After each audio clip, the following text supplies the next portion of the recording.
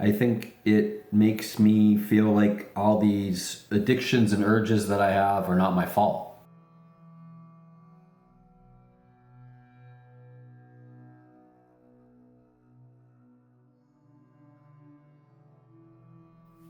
Hello, today I'm going to do a deep dive into whether we have demons in our bodies. This is from a Gnostic perspective, so it might not align with how you've seen the world before, but maybe it will. First, let's talk about the term demon. It comes from the Greek daimon, a kind of spirit or divine power that influences human life. In the ancient world, this didn't carry negative connotations. It was neutral or even positive at times. You could also use the word jinn or genie from the Arabic al-jini, a guardian or teacher spirit thought to be assigned to each person at their birth. In Christianity, daimon was replaced by demon, forces of evil only striving for corruption, sometimes possessing a person from the outside, acting as a tormentor or sending someone to hell or making them do bad things. Daimon probably came from this Greek verb, which means to divide, distribute, or allot. Before we get too far into this, though, I'm going to say that I don't consider Archons as demons. I suppose you could say Archons are archdemons, but I get the sense that these powers are as different from each other as angels are from Sophia. The Archons are the rulers or the authorities, but in Gnosticism, demons are cosmic impediments, not tempters like Orthodox Christianity. They are custodians of the prison of matter, not beings that send you to hell. They are also components that animate or influence life. One thing of note before I get started is I don't want to butcher all these demonic names.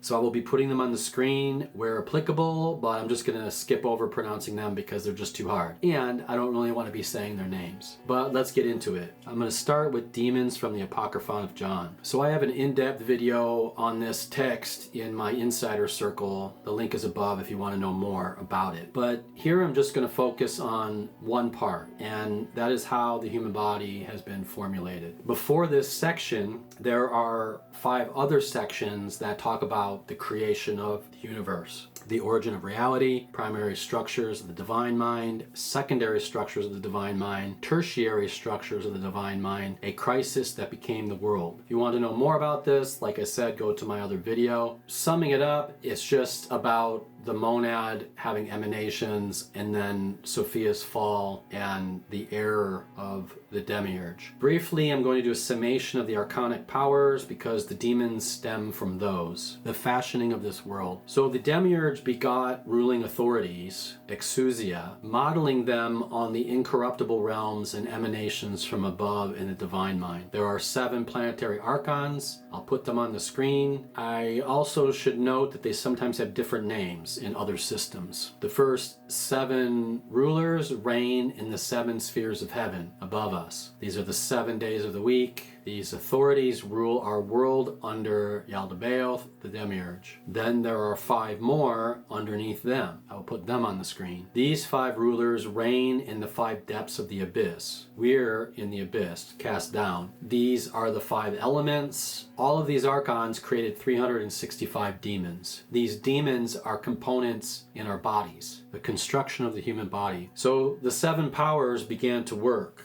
They made these different psyches. The host of demons took these substances from the powers to create the limbs and the body itself. They put the parts together and they coordinated them. Kurt Rudolph writes, corresponding to the ancient idea of the part played by the planets in the formation of the psychic body of man, the 7 powers contribute from their own elements the following souls for Adam: the bone soul, the sinew soul, the flesh soul, the marrow soul, the blood soul, the skin soul, and the hair soul. I guess if you're going bald, you can curse the hair soul. So in the text, it lists the demons that created each part of our bodies. It begins with the first ones began by making the head. Abron created his head. I'm not going to read through all the parts, but I've created these tables to make it easier to go through.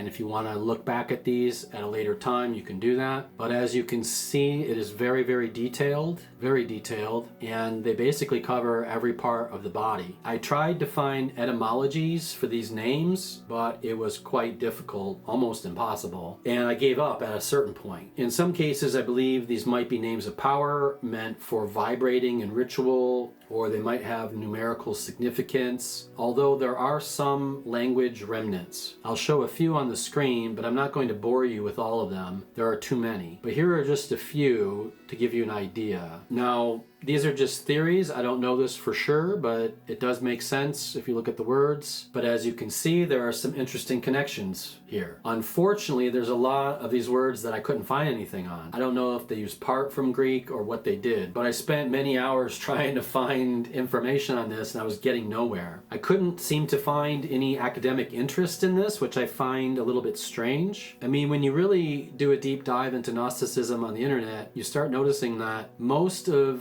what has been talked about is just summations of the text. They don't really go deeply into what a lot of it means. I basically came up to a wall here. There are those that are appointed over all of them. These last two, Cain and Abel, are Archon energies, not the biblical counterparts. The energizing powers in the limbs are also divided, as you can see here, but 7 govern the whole body, which I've listed, and these govern different facets of material existence. There is a 4-fold source of the bodily demons. They are hot, cold, dry, and wet. Matter is the mother of them all. There is a mother demon who stands among them. She oversees the 4 bodily humors. Her name is pretty crazy.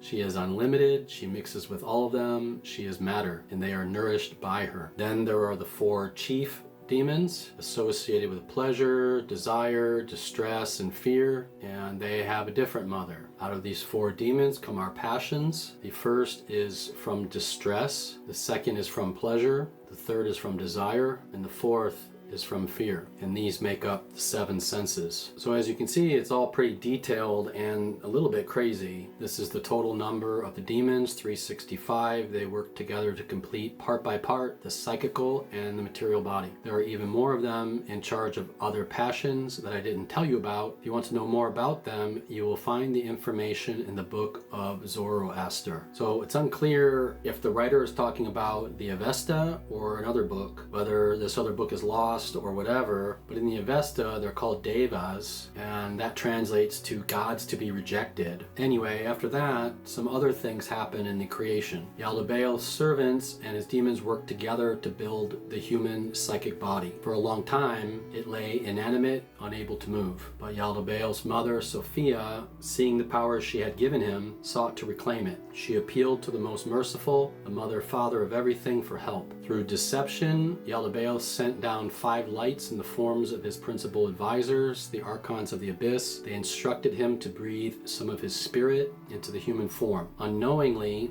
the spirit he breathed was actually the divine power of his mother, Sophia. The human body came alive, it grew strong, radiant, and powerful. The demiurge's forces, who had labored to create it, envied the human, for his understanding surpassed theirs, and even that of the chief ruler. When they saw him shining with light, free of evil, and thinking more clearly than they could, they cast him down into the lowest depths of the material world. And here we are, inside a super complicated prison. 365 components in the prison body, keeping us feeding the Archons through pain, pleasure, feeling. What's so nefarious is how many prisons we're actually in, according to the text. So now I'm going to go through some questions I thought of as I was going through this. I think this really changes my view, at least. I don't know about you, but there's something about it that it's almost like a free pass. I think it makes me feel like all these addictions and urges that I have are not my fault. I think there's something liberating about that. But here's the first question. Can humans become aware of these demons within themselves? When I read the Apocryphon of John, that is something that actually struck me, and I've been thinking about it a lot since then. It's just an interesting idea because, you know, if you're aware of them, maybe you can meditate on them to suppress the desires, I don't know. Because you're aware of the influence, then maybe that gives you a certain amount of power back. If you don't know, then you're almost on autopilot, and like I said, it makes you feel more responsible for the desires that your body has. But I think being present and listening to the tides of your body, how you feel in the winter, how you feel when you strain or you pull a muscle or there's some kind of tightness or illness. If you, let's say, were addicted to sugar and you quit, that feeling of the withdrawal, all of those things are the demons speaking. They are not you. If each body part has a demon, how does that influence behavior, perception, and impulse? Well, I think every single person on the planet has addictions of one kind or another. There is nobody that has zero addictions. I mean, you could even say some people are addicted to pain. There are so many kinds of addictions. I think people tend to focus on the big ones like drugs and sex, etc. But there are many other things. Substances like sugar or caffeine, going to the gym too much, being a workaholic, carbohydrates, visual addictions like watching too much TV. All of these things are something that there's this thing inside of us that responds to the stimuli in some way, or the lack of. But it's easy to blame ourselves for these addictions. And I think it does cut us some slack. It's like, well, maybe you're not responsible for this. This is one of the reasons why Gnosis is so important, because the more you know, the more that you can actually take responsibility for your actions. Being aware that these things could possibly be real and inside your body and making you do certain things helps you actually get some kind of ability to fight them. I'm not saying that the addictions shouldn't be managed. This doesn't just free you of responsibility, but I think you'll have less misery, and also you will be less hard on yourself knowing that it's not just you. It's something else that is a condition of this environment that we live in. And if you have less misery, then if the Loosh idea is real, then you will feed the Archons less. But if Loosh is real, this makes a lot of sense, because having all these little things in your body that are provoking these responses sounds like a valid way to get more of this energy out.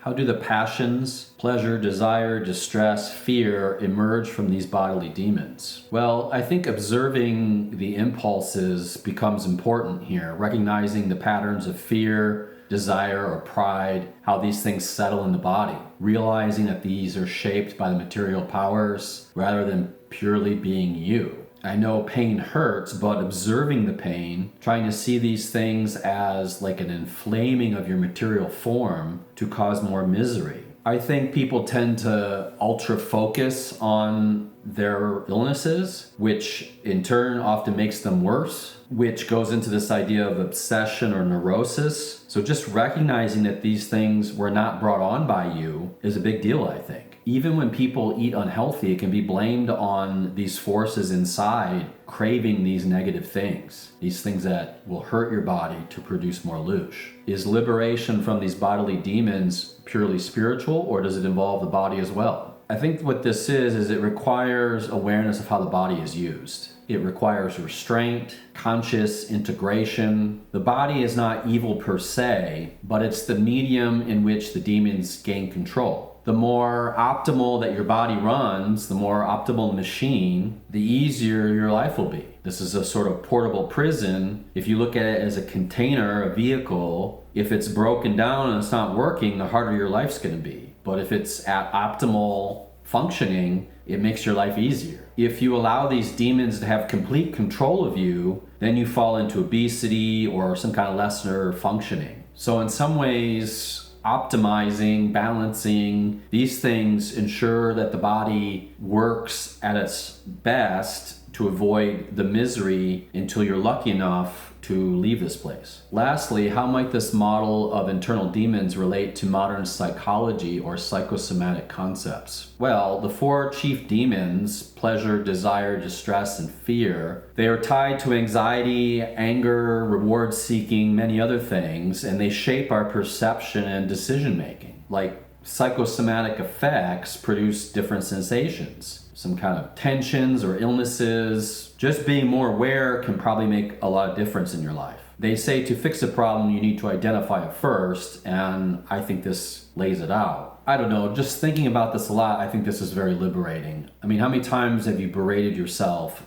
for something you've done, or you've had too many cookies or too many drinks or whatever, and you woke up the next morning or, later that day, you're like, why did I do that? Well, it probably wasn't your fault, I'm not saying that you should just blame out all your problems on these. That's not what I'm saying, because we do have our own will involved in this equation.